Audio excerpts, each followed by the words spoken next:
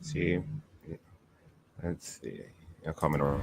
They got problems on problems on problems on problems on problems on problems I solve them. I run through the money, the pressure be calling. Left on my blessings, I feel like I'm falling. The birdie is back, tell me I'm garbage. I'm going through something, that's why I ain't calling. Phone and progression, it's all that I wanted. The phone and affection, I summon and dub it. Cause they got problems on problems on problems on problems on problems on problems I solve them. I run through the money, the pressure be calling. Left on my blessings, I feel like I'm falling. The birdie is back, tell me I'm garbage. I'm going through something, that's why I ain't. Y'all know what time it is. You're listening to the Urban Sports Scene. I'm Wole, and we're doing Commanders Friday right now on a Tuesday night. You know why? Because I'm out of town on Friday, so we can't have Commanders Friday if I'm not in the building. Anyway, Scary Terry is signed, and the Commanders roster is pretty much set. But before we talk about all of that, let's knock out some logistics. Hey, you can check out our website, which is the urbansportscene.com. You can subscribe to our Urban Sport. You can subscribe to the Urban Sports Scene YouTube channel. If you are in the YouTube chat, we accept super chat. Super chats help us support the show. The super chats will be prioritized over all comments. Also, you can subscribe to our podcast on Spotify, Apple Podcasts, TuneIn, iHeartRadio, and other podcast platforms. Just search the Urban Sports Scene. You can also join our Urban Sports Scene Facebook group. Just search Urban Sports Scene, sports bloggers, sports podcasters, and sports debates. All right, the homie Will T used to say this when he was on the show, but I always believe in tradition. So let me do what he used to do. Let's get into our tradition. The pregame. Here's what we have on tap. Emmy Award-winning sports personality and also Commanders reporter for Holder Sports own Lou Holder will join me to talk about Terry McLaurin signing his extension and the Commanders 53-man roster. Let me not waste any time. Lou is in the building. Gotta have my guy Lou. What is going on, Lou? You see, I gotta make sure I had the Emmy there too. You know, the Emmy there. I gotta be under Lou. You know, I like giving flowers to people who deserve it. You know what I'm saying? I appreciate you. How you doing today, Lou? How are you? Thank you for doing the show too. Thank you. I'm good. It's just when you've covered a football team for as long as I have, it's a marathon and not a sprint. So.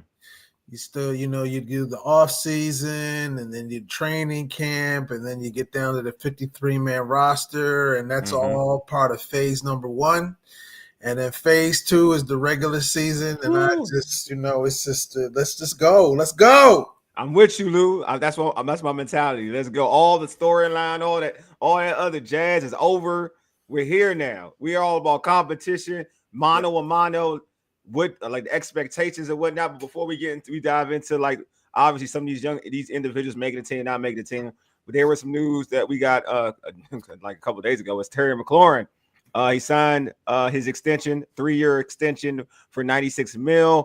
Was worth up to $96 million. Let me state it correctly. What does this extension say about his value to the Commanders organization?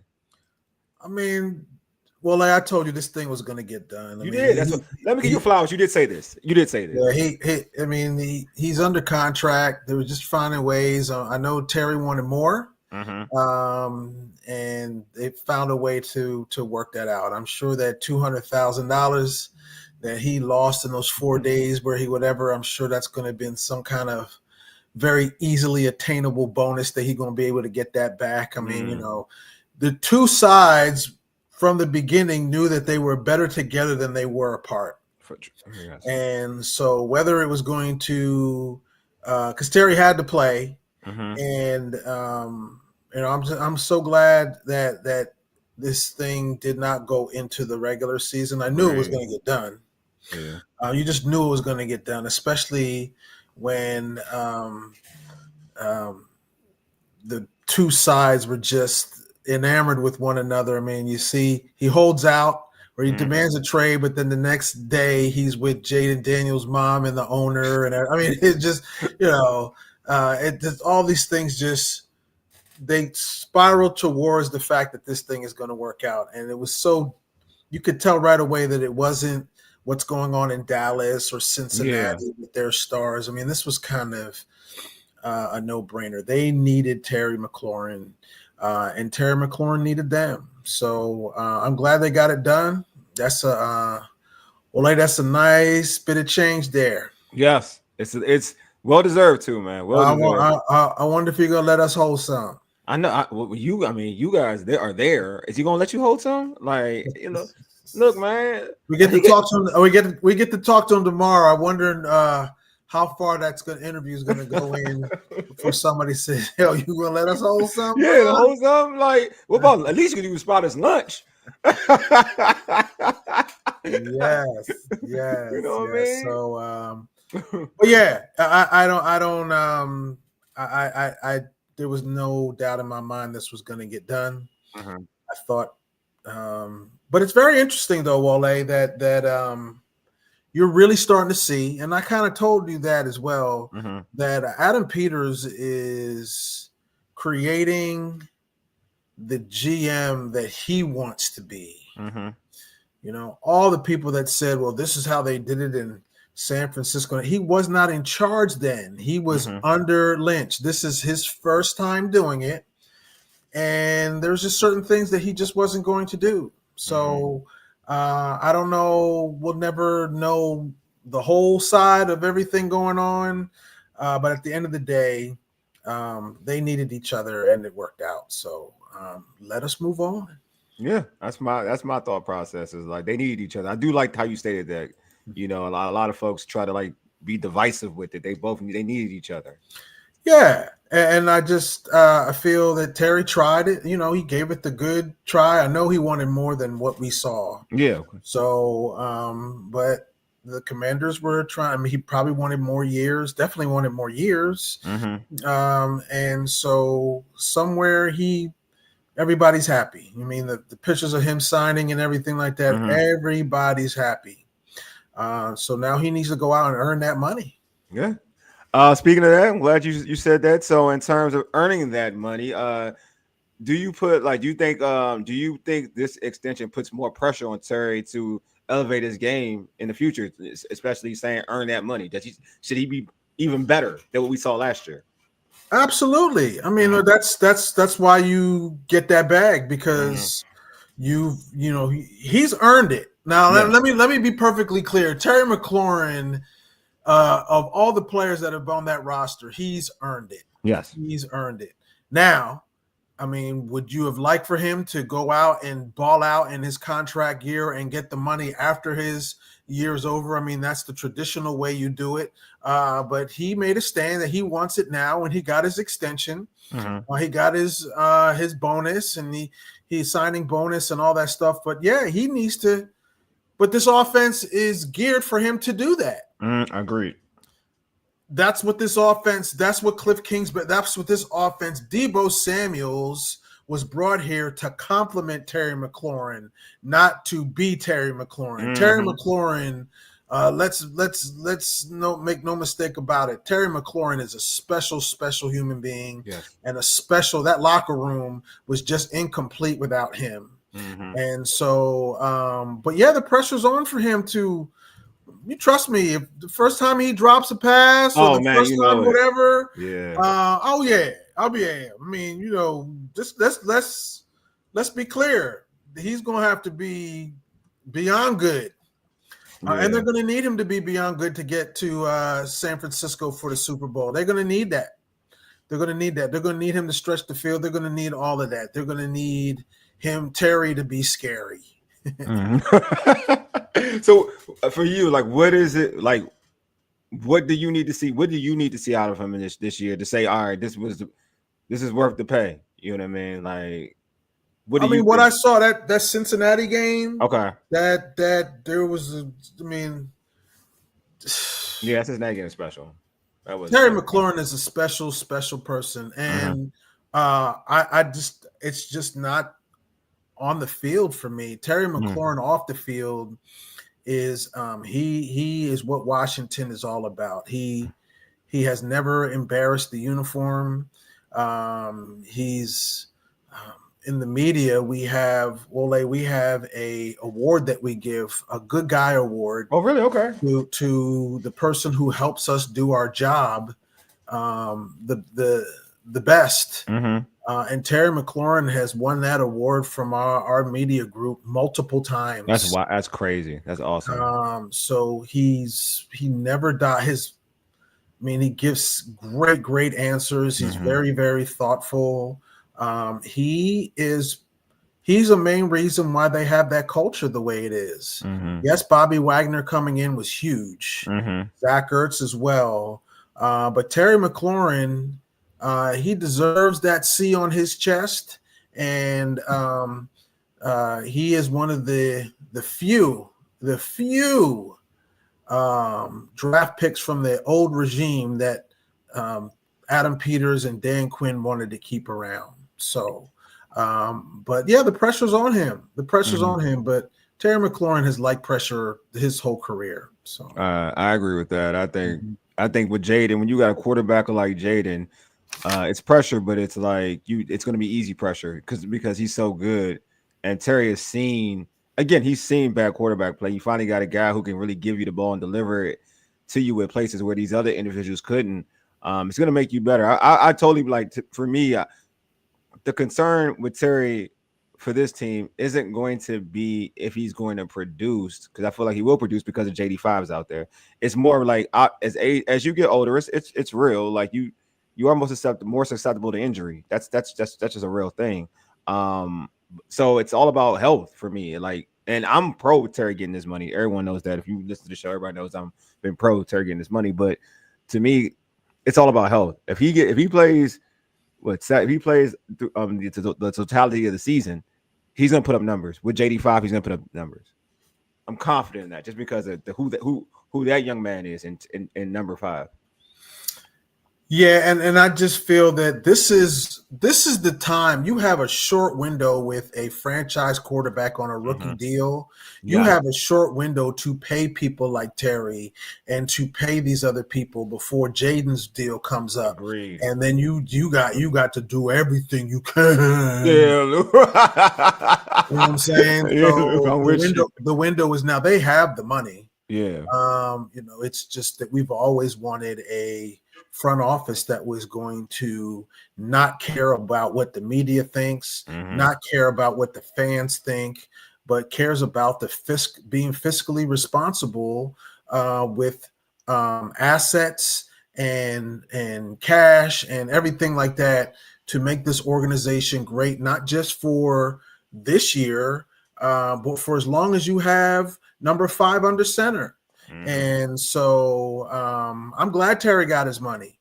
It was starting to be one of those things that was getting a little frustrating. I didn't think it was going to take as long as it did. I wouldn't have done that Eastern Motors commercial and then have the media there. But then again, I wouldn't have done some of the stuff that Adam Peters. But again, I told so many outlets that the quote from the entire training camp that is like etched in stone for me came from one Bobby Wagner when he said, "Sometimes the business of football is minding your own darn business." And so I took that from a future Hall of Famer. I took that literally, and I said, you know what? I'm just minding my business. Now, when people ask me, I'll tell them. But I said to you from the very beginning, he was under contract. He was going to get his money. It was going to somewhere in the middle. They were going to come to, and then Terry's going to have to live out that contract. He's going to have to live out that contract. So, but he doesn't need to be. He does not need to do it all himself anymore. That's why you bring in Debo, who also is in the last year of his deal. Yep, I know. Right. So both of those together, man. We haven't had a 1-2 punch like that in a long time. Yeah. Man, I can't even. It would probably be maybe Santana Moss and Lavernius Coles. I mean, I'm just trying to think of the last two wide receivers where the actual team had to game plan for both of them. It was probably the last time it would be. I would say Pierre Garçon and Deshaun Jackson. Yeah, that's probably a good comp. Yeah, probably. I mean, it's just that and then the security blanket of a Zach Ertz. Oh, yeah. It just makes that it just makes things so much better when you can because we've been talking about Marshawn Lattimore and Mm-hmm. Quan Martin and Mikey Sanders still, and how they're going to have to stop the wide receivers and everybody in the division. Well, now we have people that the other teams have to game plan for. I know. And so if you can stretch the field, that's going to help all angles of this thing. So I just feel that now we have all the parts. There's no guarantee that they're going to get to San Francisco for the Super Bowl. Oh yeah, of course not. Yeah. There's just but the odds have gone up exponentially with number 17 being signed. Any concerns for you about him being ready for week 1? I mean, I don't think he really needs to be. I mean, they're going to get some plays in for him. I mean, Terry's been working out. Okay. I just feel that Cliff has had an alternate plan if Terry was not going to be ready. Yeah, you could tell. And I wouldn't tax him, because what you do need him for is Green Bay the next week. Who's a very, very good team, and they're going to need, this team can put up points. This team could put up points. Yeah. We know that they're going to put up points. Cliff Kingsbury is going to find a way to put up points. Terry McLaurin or not, this team is going to put up some points. The question is, can they stop somebody? That is true. And that is where that's my concern. That is where it doesn't matter if Terry or Debo or any of the running backs or tight ends. It doesn't matter. JD5 is a weapon in himself. If you put up 35 points but give up 40, it don't matter. So they got to stop somebody. And that's what everybody's going to be looking at. Joe Witt Jr. and this defense. That's what everybody's going to be looking for, because clearly this Washington Commanders offense can put up points. I totally agree. Paul said, Terry, in terms of Terry's numbers, 80 to 85 receptions, 1,200 yards, 10 to 15 touchdowns. We'll do it. I'll say this, I think we all expect big numbers for Terry. I would just hope for Terry if his targets go up. Like, I feel like when your targets go up, then you get the opportunity to put up those type of stats. So if his targets go up, I think he'll get that opportunity. But again, it's all about winning football games, regardless. That's what I like about Cliff. He does whatever it takes to win football games. He doesn't have to be going out there and have Jaden throw like 40 times or whatnot. Yeah. And I just feel that I'm okay with Terry McLaurin, paying Terry McLaurin to be a threat that opens up the door for Debo Samuels to do all of his stuff too. Like, I mean, somebody's got to keep an eye on Terry McLaurin, and that's going to open up things. And that's what we're looking for. No disrespect to Noah Brown. And all the other wide receivers that came in here, but you got to pick your poison now. Yeah. Okay, you double team Terry. Terry goes a whole game without getting a touch, but Debo Samuels goes off. I'm fine with that. There you go. I'm cool. Terry McLaurin does not have to be the star of the wide receiving game every single game for me to say that, you know what, it's been a successful year for Terry McLaurin. Terry McLaurin is being paid, so people have to watch him. Yeah. So there's only one ball to go around. And I would love that. Okay, well, Terry McLaurin on the field means that the running game now is a lot more wide open, and Rodriguez and Bill, Ja'Cory Krosky Merritt and Austin Eckler and all them. I'm fine with all that. I'm fine with all that. That's what we paid. That's what Cliff Kingsbury is auditioning for another head coaching job, to see, okay, the Giants, you're going to stop the run. Well, then we're going to throw on you. Okay, you're going to stop the throw. Okay, we're going to run on you. You got to be able to do it all. And now they have the personnel on the field to do everything. So it's almost like I'm just really looking forward to what Cliff is going to do game after game. Me too. I can't wait, man. I can't wait. Terry signed. I got some comments in here. Oh, what's going on? Mike, you here? See, Mike, I got Lou on here because usually I do my whole diatribe and call you out and say I was right and you were wrong. But I'm not going to do that. I don't have time for it because I got Lou's here and I got to give him all the attention because he's an Emmy Award winner. And I got to respect the Emmy Award winners.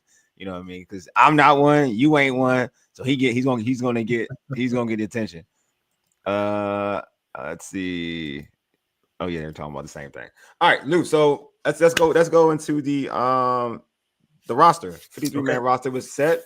Here are a couple of the. I'm not gonna stay on it forever. Mhm. But here are a couple of the. This is the I believe it's the offense. Yeah, the offense. Uh, as you can tell, this pretty much. Oh, and then Josh. Yeah, this as you can tell, this is pretty much what was put out there on this team for their the offense. Nothing really surprising to me. I will ask you this though. And here's the defense. Let me call it defense. You and again, I don't think defense was surprising either. I feel like there were guys that we were. Well, KO wasn't. I'm gonna say surprised. He earned it. He earned his slot at linebacker. And then everybody else, I felt like it was what it was. So Lou, for you, in terms of the individuals the guys who didn't make it, guys that you thought that was gonna make it, was there like an individual that you thought was gonna make it that actually didn't make it? I thought Ja'Cory Me Brooks, the too. wide receiver, I thought that he had a Me good too. camp. Me I too. was looking forward to seeing him, and who knows? They might be able to sneak him on the practice squad, and I Mhm. mean, there might be some things out there. I just when I look at the roster and I mean, I don't really have an issue with how they're putting things together. The only thing that I would say, Wole, Yeah. that there is a part of me that wishes they got younger in some of these areas. Okay. We're old, we're seasoned everywhere, Mm-hmm. right? And I was looking for maybe a couple of more of these young guys to be part of this initial roster. But then again, this is fluid. What we're seeing today is not what we're going to see. I don't think when they get ready to play the Giants. I mean, there's waiver wires, there's all kind of stuff. But when I see it again, I don't have a problem with it Okay. because I trust the people who are making the decisions. But there is a part of me that wanted them to see them go younger in some of these areas, and I really like Ja'Cory Brooks. I just thought he was going to be something. I was rooting. I will say this: pour true serum into me. I Yeah. was rooting from the time he got here. I was rooting for Cole Turner to make a Yeah. bigger impact at tight I was. end. Yeah, I was rooting. It just didn't work out. And there was flashes. This Mm-hmm. is the first year, but this is like the second or third year that Kaz Allen has been around. Yeah. That I thought that okay, is he going to stick or not? But he didn't really separate. He didn't really separate. These guys really Agreed. didn't separate, Mm-hmm. and there wasn't a big play like yank off in the tight end area Yes. for Cole Turner. That just Yeah. never happened. It Mm-hmm. just never happened. So those are a couple of guys that I was rooting for. Again, not surprised, but I was just rooting at the top for Brooks, a young guy that I thought that had a decent camp. And Mm-hmm. then for some reason, I just had this hope that Cole Turner would make a turn and be more of a person to say you can't keep him off the roster. He has to be on the roster. He didn't do it. He didn't do it. And if given a person that Adam Peters drafted versus one that he did not, There you go. again, I mean, I've told you this on other formats, Role, that when Adam Peters can whitewash the Ron Rivera era, he You don't will. go for it. You don't go for it. I'm sorry. So everybody's under speculation and under scrutiny if you are not one of his draft picks. And right now, he had a chance to separate himself and being Cole Turner, and he did not. Mm-hmm. And so that's when the Ben Sinnott and the Yankoff and the Bates and everything like that, it's just the odd man out. It's just the odd man out. But he had his opportunities for multiple years to make a statement to the coaching staffs like, oh, no, you're not leaving me off this roster. Yeah, he had an Just opportunity. didn't do it. Just didn't do it. I'm with you. I've always liked Cole Turner. I thought he showed I thought he showed a lot of potential when when Logan Thomas went down and he Mm-hmm. took over, and I thought he looked like he can be a really impactful tight end. It just hasn't worked. To your point, it just hasn't worked with this regime. Like it is what it is. Yeah. And I get it. Like he's not like a blocking tight end. He's a receiving tight end, and this team wants a guy who's more versatile to do both. And I get it, but I'm with you, Lou. Like he's a guy that I rooted for as soon as camp started. I was like, I want to see where he can like navigate himself, if he can kind of edge out some of the other tight ends. But the tight end room is thick. It's when you got Bates, who's such a phenomenal blocker, you got Zach Ertz, who's a great vet, you got Ben Sinnott, to your point, is Adam Peters' draft pick, so he has more. They have more love for him, a longer leash, a longer leash for him than say, a Turner. I get it. Like I totally get it. Mike, what did Mike say? Well, I was right about Luke making the team. I said Luke was gonna make the team. I just said he wasn't better than Brooke. I say he's making the team. I thought Brooke looked better. His last name alone, there you go. His last name alone, and the fact that anybody who is Adam Peters' draft pick that doesn't make the team is an indictment on him. Yeah, exactly. He's not going to let that happen. He's not going to let that happen. He drafted him for a reason, and he'll be around. He's going to be that white boy Swiss Army knife that every team needs. You know what I'm saying? Justin Edelman, Danny Amendola. He's going to end up being that when he's on the field for Jaden at some point. Hopefully he's as good as those guys. Those guys are really right, but I'm just saying that's what they have in mind for him. And they're not. He's not. They're not going to give up on him. I will say that it's interesting about the whole Sheldon Day and Cleveland. Yeah, I thought that. Yeah, go for it.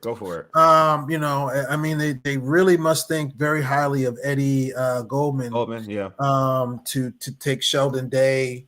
They must really like him. And Cleveland Farrell, he was one of those guys last year that had an impact. But as I mentioned to you on other types of formats, that yesterday's Commanders is not today's Commanders. So you got to show up. And I don't think they're done. I think that you're going to see some more moves. I think they still need some address that wide receiver room because if Ja'Cory Brooks is not on the team, what else are they thinking about doing? Or what? Because they can't be complete. They can't think that wide receiver core is okay. No, I agree. Even with Terry and Debo, you need more. You need more wide receivers. And so we'll see what happens with that. They need a lot more. That is not good enough at all. I'm with you. With Roy, there you go. Roy said the staff doesn't care about the last names. I think they do care about this one. I disagree with that. That McCaffrey, that name means something to Adam Peters. So Peters. I that from where he came from, I just feel that you're not gonna pick him if you don't think that he can play. I agree. He's gonna wait a long time before making that decision. Yeah, I agree. Same thing with Senate, but yeah, I disagree with that. This staff does care about your name. Because your name comes with character, and they know that Christian McCaffrey's name and Ed McCaffrey and what they mean. So the Luke McCaffrey, I do feel that in this case that name means. I think so too. I mean, but I also think his name wasn't McCaffrey, he'd be gone. Well, first of all, hold on. If his name wasn't McCaffrey, he wouldn't have been drafted. So I think that this staff, and it doesn't need to be the staff, it's one guy. Yeah, it's one guy. That's not the staff, it's one guy. Yeah. The guy making the calls is the one guy that really matters. No, I agree with you. Hey Lou, I agree. I said this because if folks know this, my college football team. Well, I'm not rooting for HBCUs. My college football team is Michigan. It's Michigan Wolverines. And he was the backup quarterback in Michigan. He was in Michigan. That wasn't his best position. I mean, he wasn't great at it. I won't say his best position, he wasn't great at it in that level of football. He transfers to Rice, changes position, comes to wide receiver. But if you look at his stats, and I've said this, when you go to a smaller school, Rice is a smaller school when it comes to football. When you go to a smaller school, and you're drafted into the NFL, and then you're drafted in the NFL in the third round. Like you would think that you put up seasons in college where you probably got like 1,400 yards. You put up numbers against some of the bigger schools in the country. Even as a small school, when you played against the big schools, you put up numbers. Because I know that as a dude who covers HBCUs, when an HBCU player plays well against a big school, it puts now that person's on the map. Like now folks are paying attention to that young man. I looked at McCaffrey and I looked at some of the games. I went and did my research because I just wanted to make sure, like when he got drafted, like, okay, that guy McCaffrey, he must have really went crazy at Rice. I looked at his stat line. Then I looked at the games. I went game by game. Then I looked at some clips of those games. So I wanted to go back and kind of put visual to it. Nothing spectacular. Played against Texas, didn't do anything for real. And that was like the game that you can kind of see if he can, like, what he can do in the league, because Texas got nothing but NFL players on their roster, right? Right. And then I was like, all right, well, maybe there's something I'm missing. That's maybe something I'm missing. So when he, played it like last year, when he was out there, I was like, he's okay. He's okay. But to your point, for a third rounder, I'm not looking for okay. I'm looking for a guy who's going to be very, very productive. Now, who's this? But to your point, because of the name, and there is something to the name of saying that, all right, obviously something's instilled in you in terms of a work ethic. He has great work. So you want that type of dude in your building. I get that. You know what I mean? Because his brother has great work ethic. His father had tremendous work ethic. So, like, I get that. You know what I mean? So to your point, that name means something in that realm. But, like, yeah, I'm with you. Like, if his name wasn't McCaffrey, he's not a third rounder. Correct. So, and his name means that he's going to have a longer time to develop. There you go. So at some point, if he doesn't separate himself this regular season, well, next year, this time when I'm on the urban sports scene and we're talking about the 53-man roster, and we're like, okay, now it's 3 years now. Mm-hmm. If Mikey Sanderstrill and now Josh Connerly and all of these picks, if they're having impact season, Brandon Coleman, if they're having impact seasons immediately, and we're still waiting on the Ben Sinnotts and the Luke McCaffreys, whatever, then it's time for Adam Peters to make that hard call to say, you know what, it just didn't work out, but we'll find a way to hook you up somewhere else. It's just not working out here. But I think we haven't seen enough from Luke McCaffrey. Yeah. And you got to earn Jaden's. I mean, he might have been in the building with Jaden early in the mornings and everything like that. But he just hasn't got to that point that Jaden will pick him in a passing game over a Zach Ertz or over a whatever if somebody else is open. So that's just something that a little longer to develop. And I think his last name, without spending too much time on it, his last name is giving him the opportunity to earn his place in the NFL. Deluxe, this is for me. I can answer this one. He said, what wide receiver after Luke has outproduced him to date? I gotta go look. I'm sure I have to go find it. That's a good question. I'll go find it. But I'm sure there's somebody. I'm not gonna lie to you. I'm sure there's somebody. Yeah. I can find somebody. I can find somebody. Mm-hmm. Deluxe says, didn't Diami get 4 years to develop, and he was drafted 18 spots higher? Yes, that is true. But I will say Diami showed flashes though. He has games where he had flashes. You're right. I get your point, but Diami showed flashes. We can make the argument that Luke hasn't shown us anything troopy to maybe other than maybe a slant or whatever. So we can make that argument. You're right. I'm not saying Diami was a world beater, and he definitely got better towards the end, but he showed flashes. Luke hasn't shown you flashes of what he really is capable of doing in the NFL, to be honest with you. That's the thing. And to a point where we're having a discussion, like Diami is, always been at a place, even if we're looking in the offseason, where no one was worried about him getting cut towards the end. Towards the exact end, that's when folks were more worried about Diami being cut. But in the beginning of Diami's, like if you look at in the beginning of Diami's career in the NFL, no one was worried about Diami being cut. People were worried about Luke McCaffrey being cut after year 2. That lets you know a lot. Right. The fact that people are just, I mean, he didn't wow me in training camp this year. Yeah. So he hadn't wowed me last year. Yeah. So we'll see. We'll see. I think this is a put up year for many people that have been drafted. So I just, again, Ben Sinnott to me is even more of a person that I'm looking at because he was touted as this Chris Cooley type of whatever. I haven't seen it yet. And they need him to be that because this is it for Zach Ertz. Yeah. You know, he came back for this year, and I think he's done. Yeah. You know? So then what? Like, who is your safety valve? Who is the main guy who's going to be stepping up? So Luke McCaffrey's not the only person that I'm looking at. I agree. He's just one of. There's a handful of people that I'm just like, okay, this is your time to shine. And to me, at the top of that list, for me, as Adam Peters draft picks, for me, it's Ben Sinnott. The tight end for me, it's Ben Sinnott. Well, Deluxe has a question for you. Lou says, "Who do you think was performed better in camp, Sinnott or Yankoff?" I mean, it's a push for me. I don't. You know, both of them had.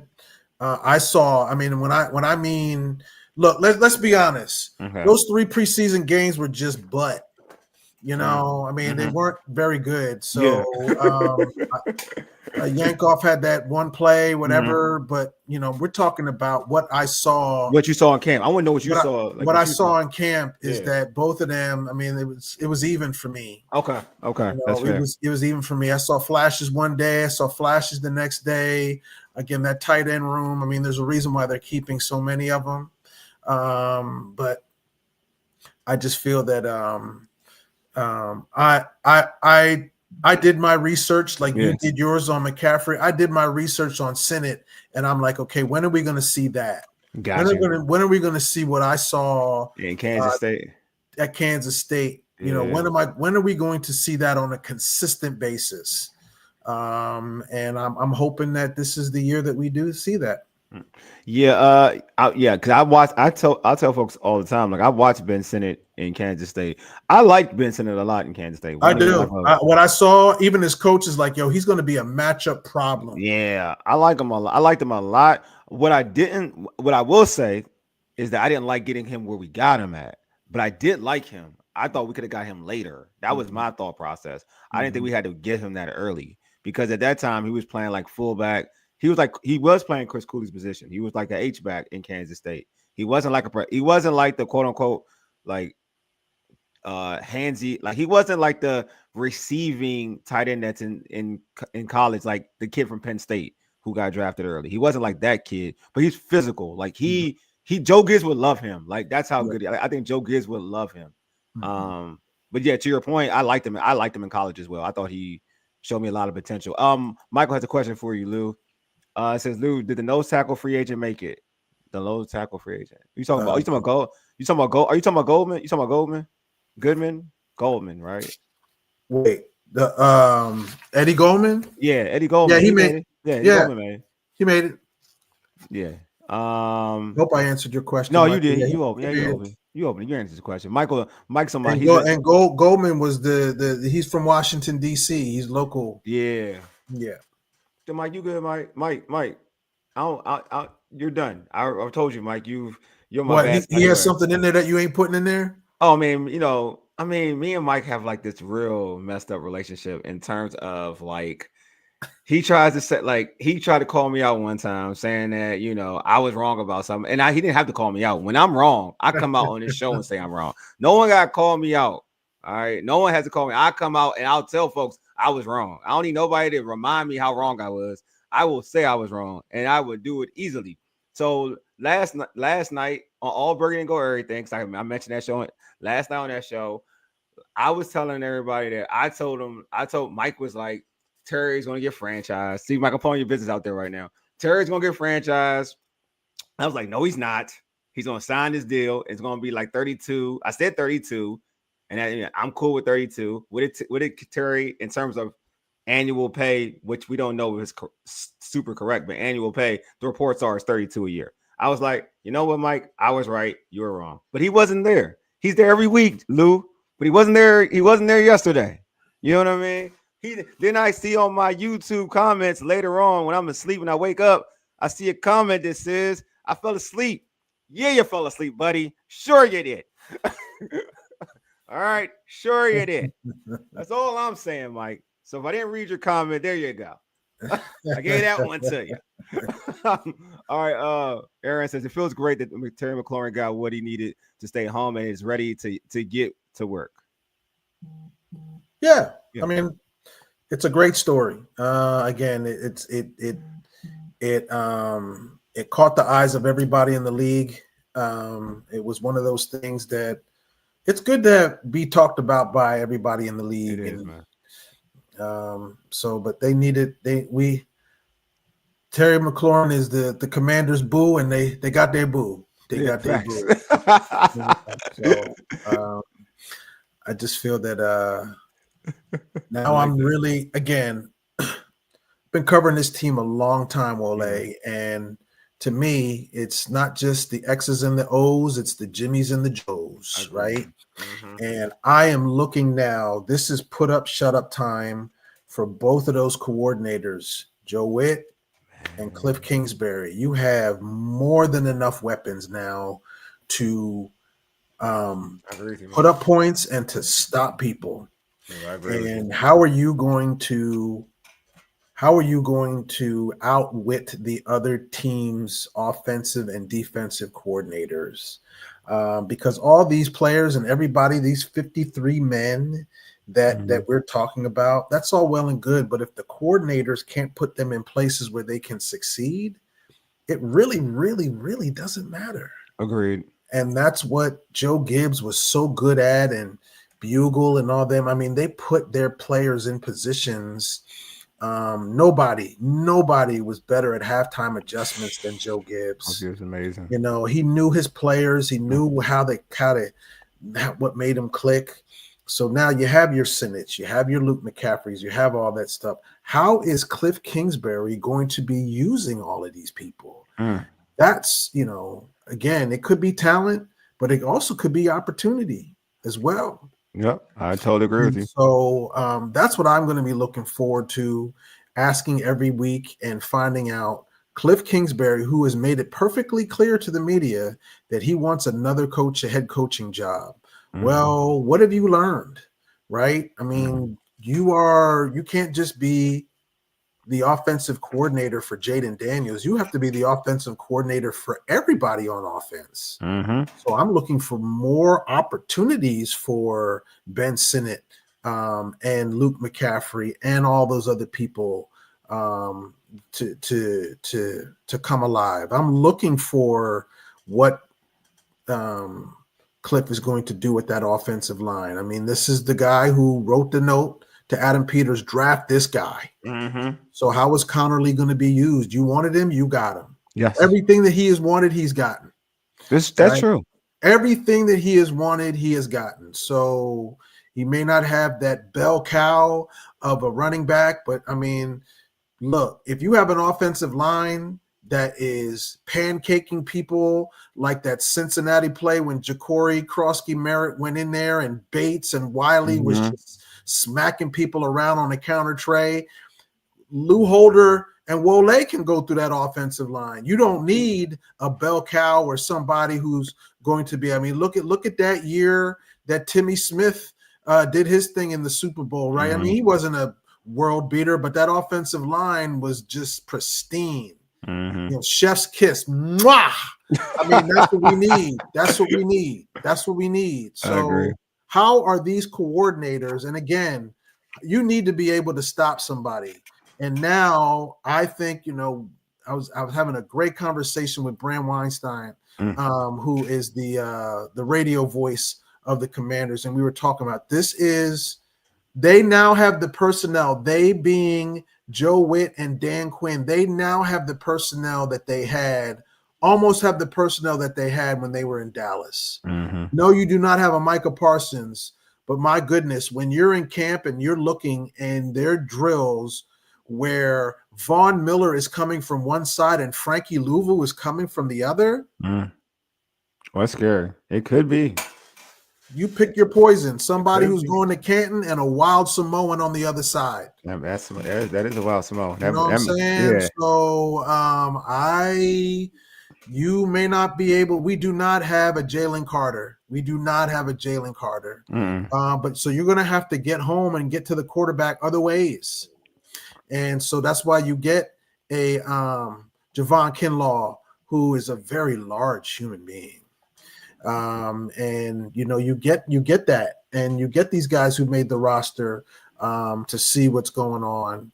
You got to be able to stop that run. You got to be able to stop the run, and that means because everybody was saying, well, the reason why Bobby Wagner and somebody else's were getting all those tackles is because it was devised that way that Daron Payne and Jonathan Allen would eat up space to let the Bobby Wagners and them make the tackles. At some point, you're going to be able to have to get off the double team and still make the tackle, right? Yeah. Especially if you're in a contract year like Daron Payne, right? The last time we were in a contract year for Daron Payne, he got 11 and a half sacks. Yes. Right? So we need that. That needs to happen. That Daron Payne is going to eventually or every now and then get a double team, and he's still going to need to make the tackle. Yeah. That has to happen. That has to happen for this defense to do what it needs to do. So, but you wanted edge rushers. Von Miller told us the first time he got here, he goes, I can wake up out of my bed and rush the passer. He sure can. That's just something he can do. So he's one of them. He's one of them. I just hope, he can. I just hope he's got a lot left in the tank, because he's one of them. I was happy when they got Von Miller. I was so happy when they signed him. Paul has a question. He says, Lou, you think they will bring in any kickers? That's a good question, Paul. I'm not solid with any of those people that they have in there. So my answer to you would be yes. For some competition, I don't know. We'll see a lot, Paul, over the next couple of days what they do. But I nothing really stands out to me. Man, this kicking game has been it's been bad. It's been an odyssey for years. For years. It's been an odyssey for years, Paul, man. You brought up something, man. I wasn't ready to talk about that, Paul. For years, Lou. Years. It's been, oh my God. Yeah, like this is hasn't something. Been a solid kicker here in a long time. I don't think ever in my time covering the team. It's only been the Nick Novaks. There's been the this and that. There's been the Dustin Hopkins. I know Donna loves Dustin Hopkins because of her last name. That's why. The Graham Gano. Graham Gano. It's so many. Yeah. I mean, kick the darn ball. And a lot of these dudes are better when they leave too. That's what bothers me a lot. They get better when they leave. Ball. Yeah, because Graham Gano was so much better when he left Washington. He was so much better when he left Washington. He went to Carolina. Yeah, I mean, there was just so many people that have gone on to other places in that kicking game, and they all revolve around, and they do. But I mean, can't get that solid kicker. No, that just is an asset to the team and not a liability every time he stands in there. So yeah, I know I'm with you. So Mike has a question for you. Mike says, Lou, do you think Bill will outrun B-Rob's first year rookie stats? I mean, if he does, cool. If he doesn't, I don't really care. I mean, again, this is going to be running back by committee. Yeah. This is going to be running back by committee. I think that we do not count out one Austin Eckler and what he brings to the actual thing. I mean, said the same thing. Again, injuries are part of the game, but the man had a concussion. The man was hurt. The man was hurt a lot, but he's solid. He's good. Mm-hmm. He's good. I don't want to put that. He's a 7th round pick, and he is the story not only of camp. He's one of the stories of the NFL. Yep. And I don't want to put too much on him, but he is. He's fun to watch. He's fun to watch, and I love him as a story. Mm-hmm. I don't know if you saw that on social media. If you haven't, take a look. Man, he's out there paying people's bills at Target.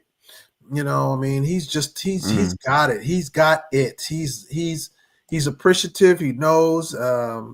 I really like him, but I'm not even trying to compare him to B-Rob. But can I take a second and let's go ahead. So you go ahead. Can I take a second and thank B-Rob? Yeah. I want you to. You know, I mean, the game of football, the business of football is so harsh.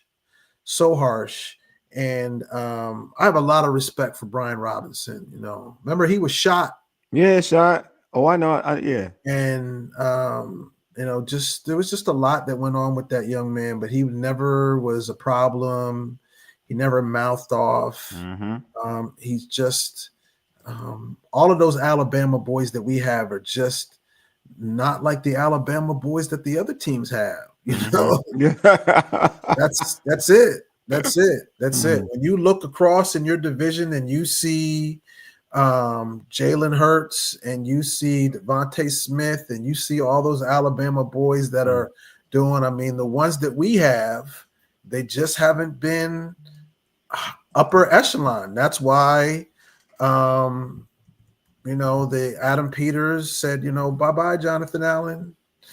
Bye-bye, B-Rob. And if Daron Payne doesn't do what he does, bye-bye, Daron Payne. Mm-hmm. They don't care about any of this. They don't care about any of that. So I don't want to put that on Bill. I just like Bill being a great story. And again, I just think it's going to be running back by committee. I love Chris Rodriguez. I think he is going to there was times last year when B-Rob was hurt. That I remember the Giants game at New York as one of those games that Chris Rodriguez, I've been a fan of his from day one, and I'm hoping that he elevates himself as well. Mm-hmm. So I don't want everybody to be so enamored with Bill that we forget about the others in that room that are going to make a nice little tandem there. Knowing that this offensive line is just going to open up holes for them. And then, you know, JD5 is another weapon in himself. So, but I don't want him running. No, which I want to give a shout out to my man. I don't want Roy. him running unless he has to. I don't want him running. I want to give a shout out to my man, Roy. Roy, thank you for the super chat, man. Appreciate you, my guy. You're my guy. Appreciate you as always. What is that $10? He gave you money? It's super chat for the show. It's to help support the show. Oh wow! Yeah. So people are giving you money? Yeah, like it's I mean, what you doing? What you doing with that money, Wole? What you doing? It just saves up to the YouTube. Can I have a line item of how you spending the money? Hey, dude, I do nothing with this money. It just stays on the YouTube. It stays on the YouTube. Yeah, because I can't. It's not like I mean, I just keep it there. I just keep it there. I try to support the show. So I gotta pay the bills on what. If I gotta pay the bills on like ask Terry for some money. He got it. Look, man, I pay for a lot of this stuff, so all that stuff helps pay off like the stuff that I'm doing. You know what I mean? That's dope. That's dope. I'm gonna slide you some ends. Look at you. No. I love what you're doing, brother, man. I want to support. Well, I want to support. So real talk. Offline, you can tell me how I can give to I appreciate the urban sports scene so I can pour back into that's my pride and joy. You and the other people that are doing because when I got into this business, there was no podcasting. There was none of that. There was me looking up to people like James Brown and Stuart Scott and things like that. So now all these people who I have legitimate platforms, I don't even know about all that. I don't even know about all those. So if there's something that I just learned, that there's a way that I can come and support you, that you stay on the air, or that you don't have to, because I know the hustle and I know the grind. So absolutely, I want to invest into you. Shoot, you're my legacy. You're my tree. I appreciate you. You know, you're why I did. You're the reason why me and the David Aldridges and the Donna Hopkins and so many, the Doc Walkers, all these people that have been grinding in the space. You're the reason. You're the reason. It's what's that phrase? You got next. Oh man, appreciate it. You know, I got my money, I got my awards, I got everything. That this business has been very, very good to me. It's let me see some amazing people. I've been covering this team for 23 years. My first year was 2002, Steve Spurrier's first year. Patrick Ramsey, talk about quarterback. Patrick Ramsey was the quarterback, and Danny Werfel. Oh my God. Shane Matthews. Ugh, it was nasty. That's nasty work. Oh my God. Nasty work. Nasty work. And then it was Darryl Green's last year. So I've seen the highs of Joe Gibbs coming back, and then the lows of losing Sean, and the highs of the QB, the Cowboy killer Santana Moss down in Dallas, to so many other things. I've seen it all. This business has given me everything. So my job right now is, when I'm asked to pour in, give back, give advice, whatever, and on top of that, support you financially if I can. Shoot. Oh, I appreciate that, Lou. Man, Lou, you my guy. I appreciate it. I do appreciate it. That's why I miss being at the games. That's what folks ask me, are you going back? Do I ever want to go back? I'm like, not really. I ain't gonna lie to you. Not really. But I do. The only time I think about, like, why I would want to go back is not even like the super, like, covering the athletes and covering the players. It's like the camaraderie with you all. Like, I think that was like the fun. I had fun moments just talking to you, Donna, Lake, Marvin, Candy, like, you know, Felix, like, it was just a fun environment. It really was. You know, even Tony, when Tony was there, it was just having Tony there and making smart comments. So it was just I'm a blessed man. I have seen a lot, and I want to give back. So real talk, everybody who's watching this urban sports scene, give up some ducats to help Wole stay, solvent, and do what you need to do. And I'm gonna put my money where my mouth is, and bless you. I'm gonna put some in your hands. Oh man, thank you. I mean, it is what it is. I appreciate it. it. So I want to go back into like this the week one. So after all the roster moves and whatnot, they cut the roster down, 53. What in terms of week one are you in terms of roster positions are you uncertain about?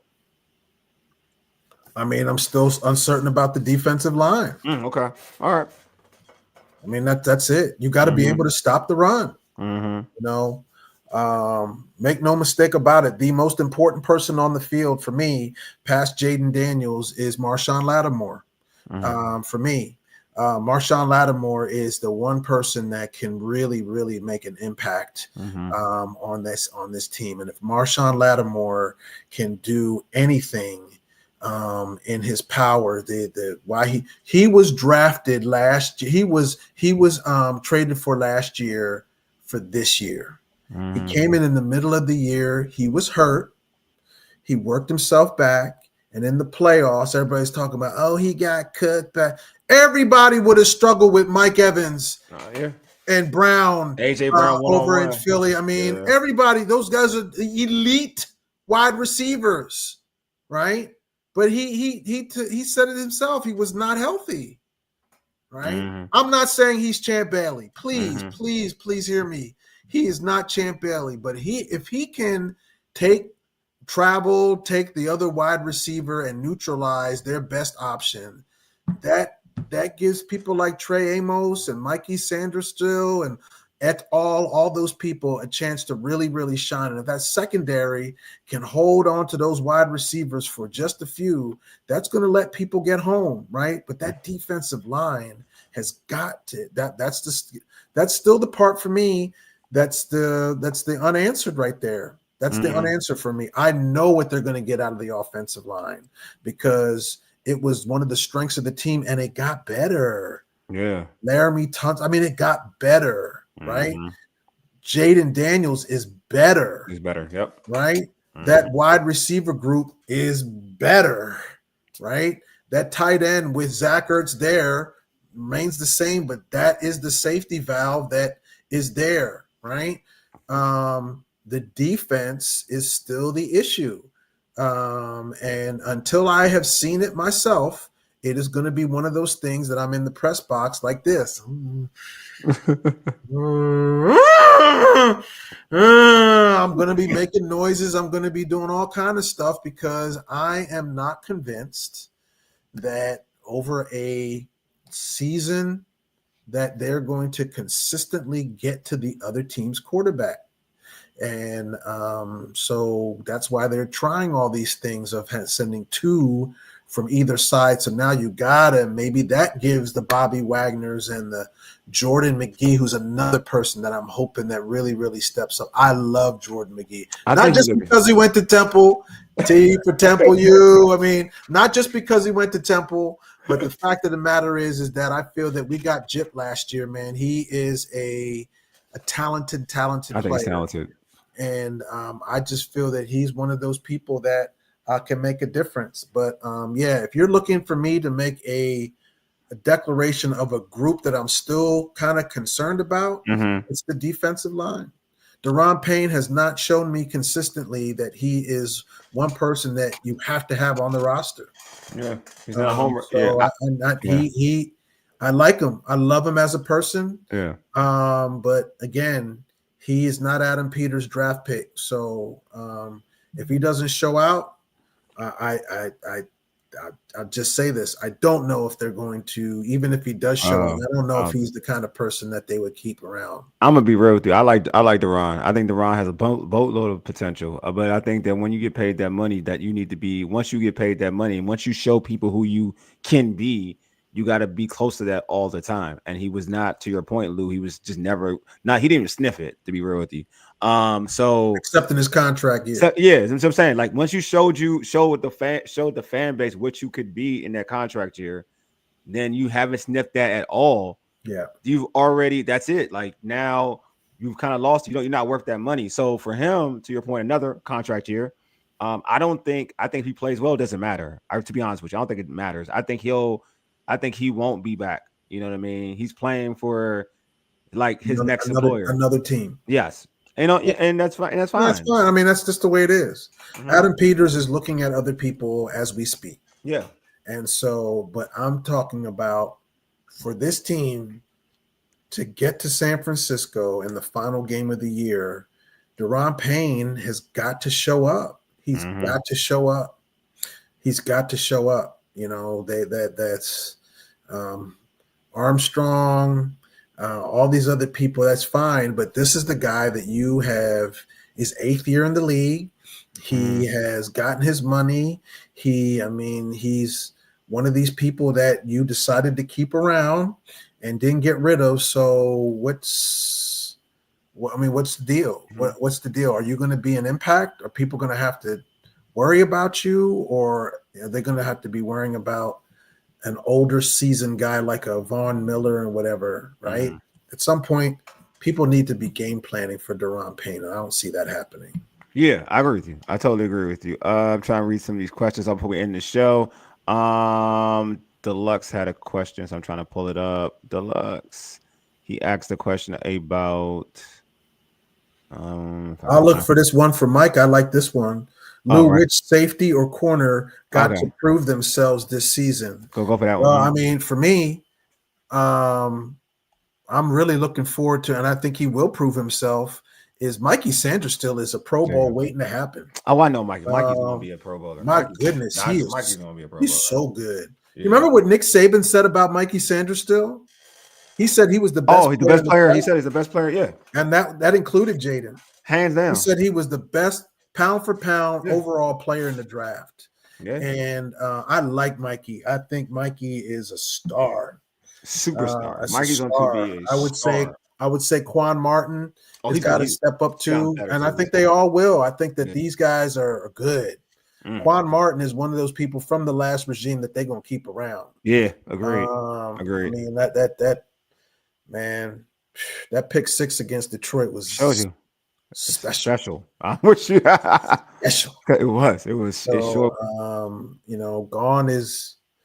gone is the Benjamin St. Juice and the Derek Forrest and all those guys. So I feel all of them have a chance to prove, but the one that I'm looking forward to seeing the most back there, besides Marshawn It's Lattimore, Mikey. is Mikey.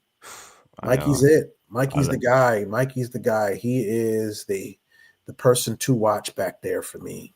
And I agree with you. Deluxe is Allegretti the backup center, or will that be a practice squad stash, or is another move coming? Allegretti's supposed to be the backup center. That gives him flexibility. He's going to be a Yeah. backup center. Um. Hopefully they won't need it, man, because Tyler Biotish is Oh, he's amazing. he's not human. Mm. He was my unsung hero last year. When people are asking me about unsung heroes and stuff like that, to be the quarterback of that line for a rookie quarterback that really needed some stability, Tyler Biotish, man, what a move that was! What a move that was! So,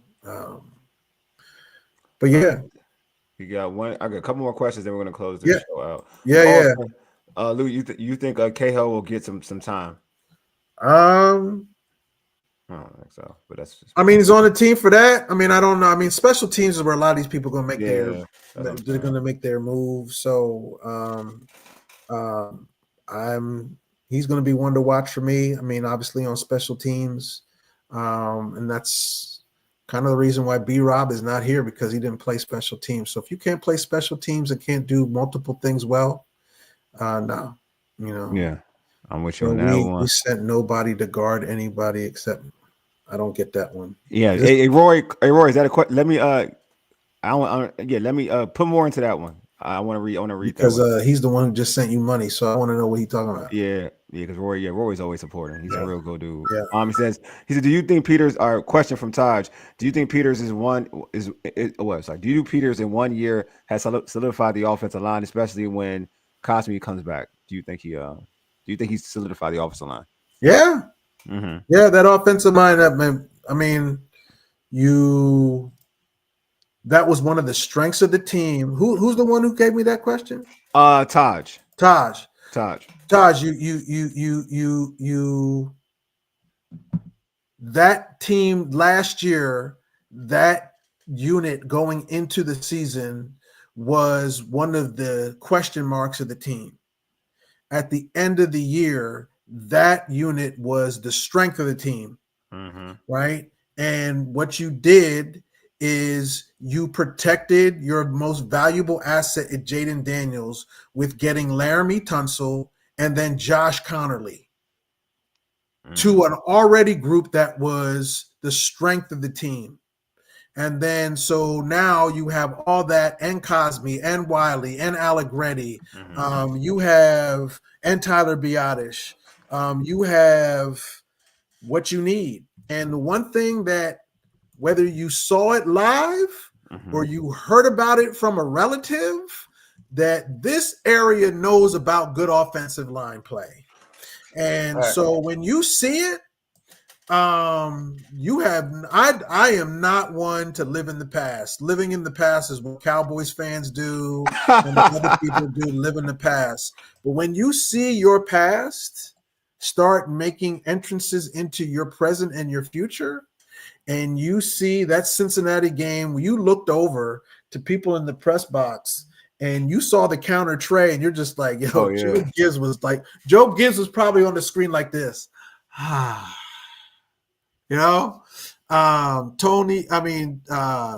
Wiley and Bates opening up that scene for Ja'Cory Krosky Merritt. It was just a thing of beauty, right? That was like, and that can happen all over the field. That can happen all over the field. So, yes, in 1 year, the game of football has not changed. Urban sports scene, family. The game of football has not changed. If you can protect your quarterback and get to the other team's quarterback, you end up at the last game of the season.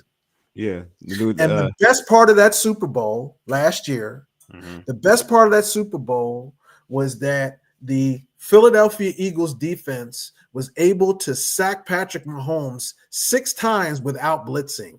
That was beautiful. I'm not gonna lie to you. I'm saying that to Philly fans.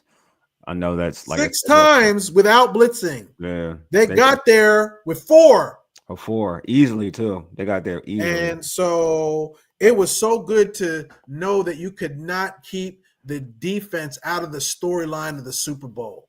It wasn't just about the quarterbacks. It was the tremendous defensive play. I love defense.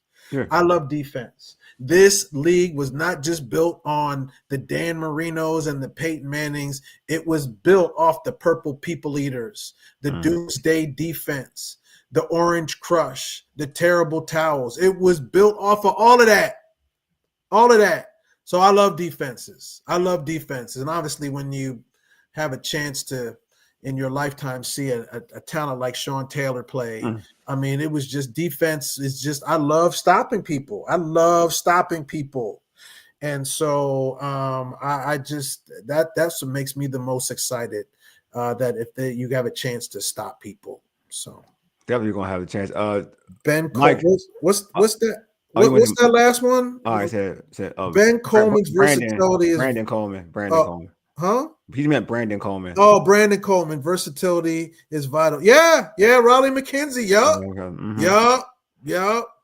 Brandon Coleman. I mean, how great has he been? I like Brandon Coleman. I thought he was good at tackle. We got Jaden first, but the next thing we didn't know what Adam Peters was doing or whatever. But when you're giving Brandon Coleman, man, and now he's teaching Connerly. I mean, it's just great. Yeah, it's great. That's great. I like Brandon Coleman. He surprised me of how good he was. I mean, and that's when I talk about Peter's draft.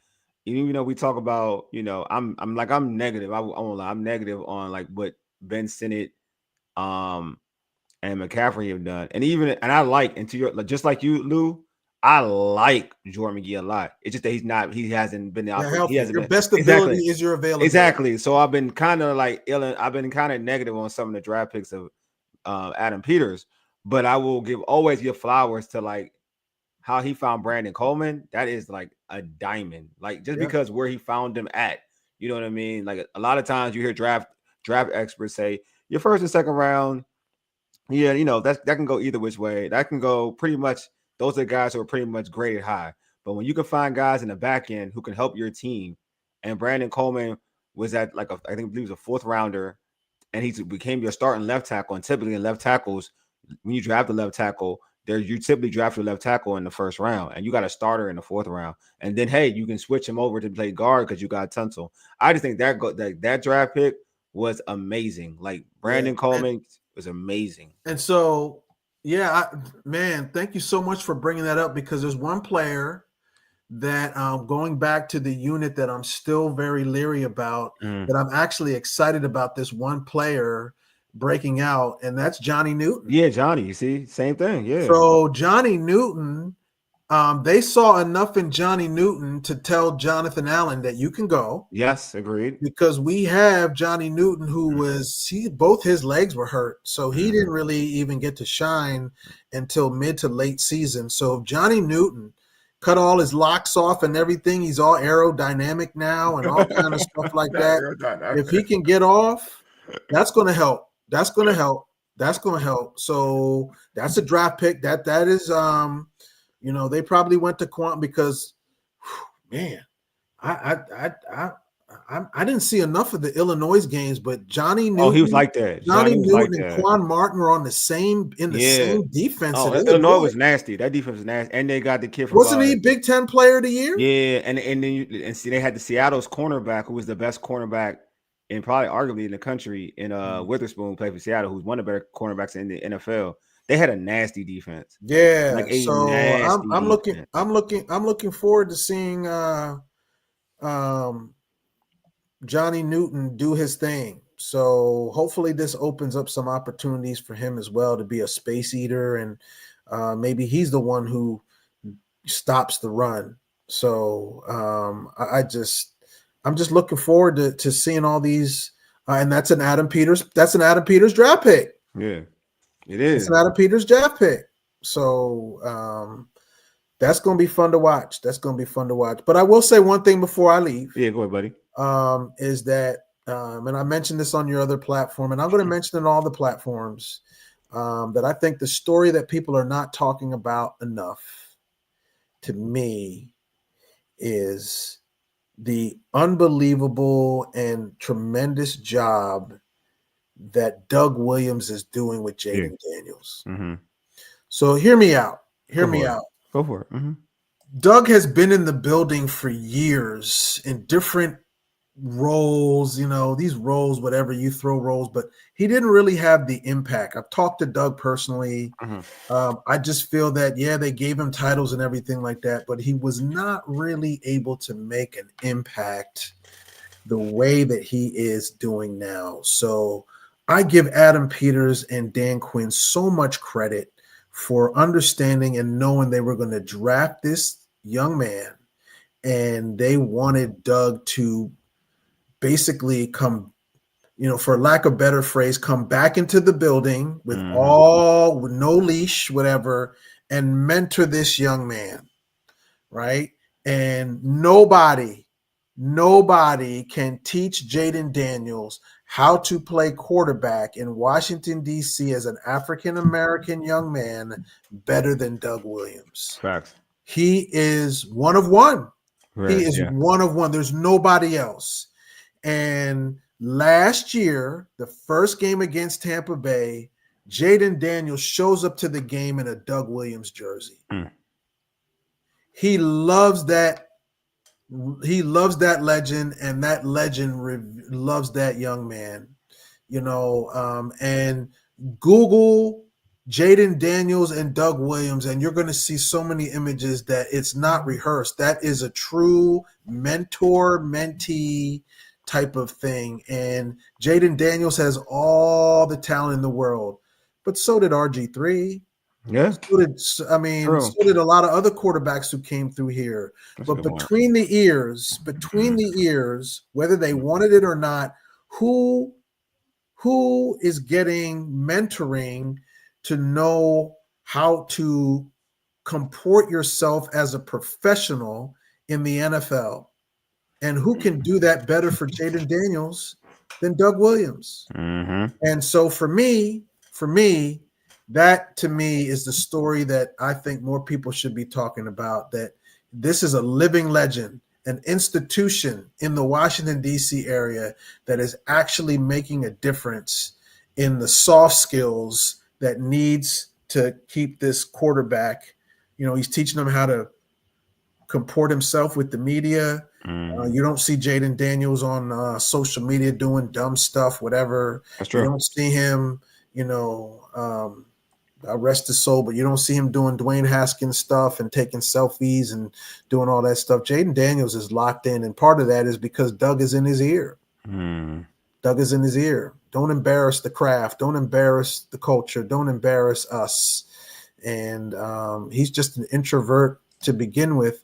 But, man, who is actually getting in Jaden Daniels' ear beside his mom and now Bobby Wagner, which is great to have that big brother, whatever. But as far as a mentor this is a Super Bowl MVP now. He deserves every bit. But to see Doug, and as I wind down my broadcasting career and things of that nature, I look for the storylines and I look for the good things. And to see Doug walk out every single practice and just stand on the sidelines talking to Jaden and understanding what he needs and guiding him, that's the kind of stuff that makes teams successful. Because again, it's not about the X's and the O's, it's about the Jimmies and the Joes. And so I think that you really need to understand the temperament of the people on your team, and he's the most important position on the field, and the quarterback is the most important position in sports because it touches the ball every play. And so Jaden is Jaden Daniels, not just because of his talent, but because of his maturity and that maturity is coming from one Doug Williams. I love it. I love it. Doug deserves a lot of flowers. Doug's one of my favorite. It was one of my favorite Washington. And that's the only Commanders to players. me, that's the only mistake that Terry McLaurin has ever made. And that's putting on that jersey. Right? Yeah. But it's not his fault. It's not his fault. Yeah. It's not his fault. It's not Jason Campbell's fault either. Yeah. But number 17 should not even have been a chance to be issued. Fault. That's ownership fault. They know better. They knew better. Number 44 has not been retired, and nobody's wearing that jersey. Yeah. So Terry McLaurin running around in Doug's jersey just is odd to me. Yeah. I just feel that number should be off limits. It shouldn't even be in circulation for anybody to grab. I agree. And it needs to be retired. Mm-hmm. And again, that just like you said, that's old ownership. I mean, again, it's night and day, right? I love Sean Taylor. But there's no way in the world his number should have been retired before Darryl, before Art, Gary Clark. It's just bad. It's just bad. And then that mannequin that they threw up there in the concourse, I mean, it just made Sean's legacy it was challenging. It was challenging to go through that stuff. And they're getting it right now. And one of the things they got right was putting Doug back into his rightful place of mentoring.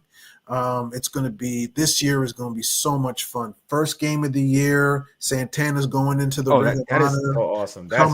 Come November is going to be a party like no other when Art Monk gets his number retired. Can't wait. That place is going to be, and it's going to be a throwback Super Bowl jersey game. I think it's against Seattle in November.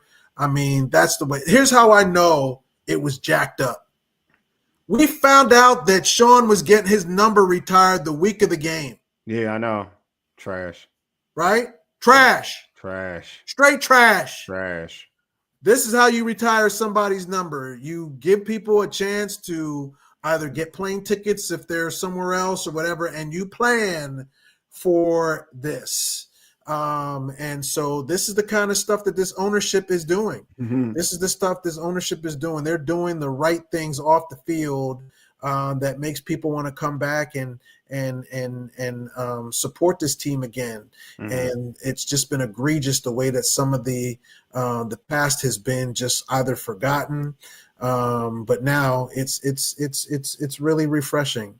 But I did want to make sure that people are understanding that one of the storylines that I have been following that I have noticed myself is the mentoring that Jaden is getting from Doug. And I just wanted to mention that on your air. Thank you for doing it. And I do like, just in general, just to harp on that I'm about to close out before I close it out.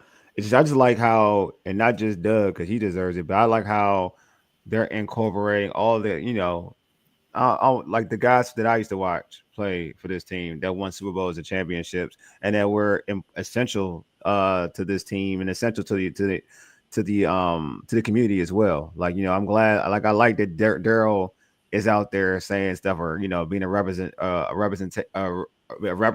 of this organization. Yeah. I like seeing Brian Mitchell working with the special teams unit, giving them advice. I like seeing that. I like seeing, every once in a while, like last year, you saw Gary Clark out there. I like seeing the posse out there together. Like, I like seeing stuff like that. Like, that's something that I feel like it's not just one person. It's a bunch of people that I grew up watching, idolizing, thinking that there was nothing better than these individuals, and they get to kind of like, they're now part of the team, and they're part of the movement, which is very important. They're all coming back home. Yes. So last year's Welcome Back Home, where all the alumni came back, I've never seen as many as I saw. I saw the posse. Yeah. I saw Champ Bailey. I saw so many people to come back into the building. It's now safe to come back. Which is crazy. Like, Champ would never come like that. Would never come back. He's been back.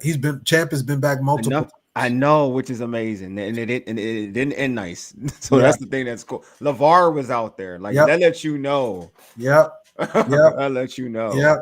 Rigo is Rigo and the ownership had a real big falling out. I know this for a fact. I know. Yeah. I used to be on the John Riggins show, and it was just bad. So to see Rigo making appearances and stuff like that, it's just good. It's just good to have our football team back. The NFL has wanted Washington to be back so bad for so long because Mm-hmm. Washington is good for football. Mm-hmm. And so it is good to be on the other end of covering football and not foolishness. Agreed. Because for years, that's all I've covered. I've Mm-hmm. covered special moments, but every year has been some type of dumb, stupid foolishness that Mm-hmm. I've had to spend my brain cells covering. Right here, the only thing that I have had to cover that was a challenge was Terry not getting his money Yeah. and B Rob not living up to, which we all saw that, you know Mhm. what, he was probably not going to, if he Come back. had a tremendous year, he was still going to be gone too. Anyway. Right. Yeah. So the Deron Paynes and the B Robs and maybe even some other people that we don't know. I mean, you're on borrowed time anyway, because this Mhm. team he has to turn this roster over, he being Adam Peters, to his Liking. people. Mhm. And so if that's the only drama that we really had, right? I said it on another air. We are drama free in the DMV. I love it. I love it. I want to give a shout out to my man on Instagram. Your loves for lifting said every day. I mean every day a new day. Hail Adam Peters. So I want to make sure I gave him his flowers. All right, Lou. Before we end this show, how can folks catch you on social media, and also how can they check out your great YouTube channel as well? Yeah, man, the Holder Hangout on YouTube, man. That's where I'm putting all my content. Check it out. It's some good stuff. I like doing behind the scenes stuff. I think the best thing that I saw from camp was a great exchange between Jaden Daniels, Mikey Sanderstill, and Bobby Wagner. That's all I'm going to say. And a Snickers bar. All right. That's it. Yeah, so Those three at a Snickers bar. Go check it out. Check it It out. is worth the price of admission. Those three are hilarious. They should have their own comedy show. So yeah, I start putting in stuff, the great interviews. I got a great interview that I am gonna post that I got in the locker room last game from Ja'Cory Crosby Merritt. You talked about HBCUs. Yeah. Right. We talk about Alabama New Mexico State and Arizona, but he started at Alabama State. Yep. I know. And so he gave much love to Alabama State, because I do some broadcasting for HBCU. Oh, I know. And 2 years ago, not one HBCU player was drafted. Yeah, It was a crime. man. I asked it, Antoine Bethea and some other people, and it's just like, you can't tell me that there's not enough talent. We had Antoine Bethea on the show. He said the same thing. Yeah, He said the and same so to exact thing. see Ja'Cory Crosby Merritt from Alabama State show up, that was really, really good. And I've got some great content out there that I feel that is what people want to hear, what people want to see.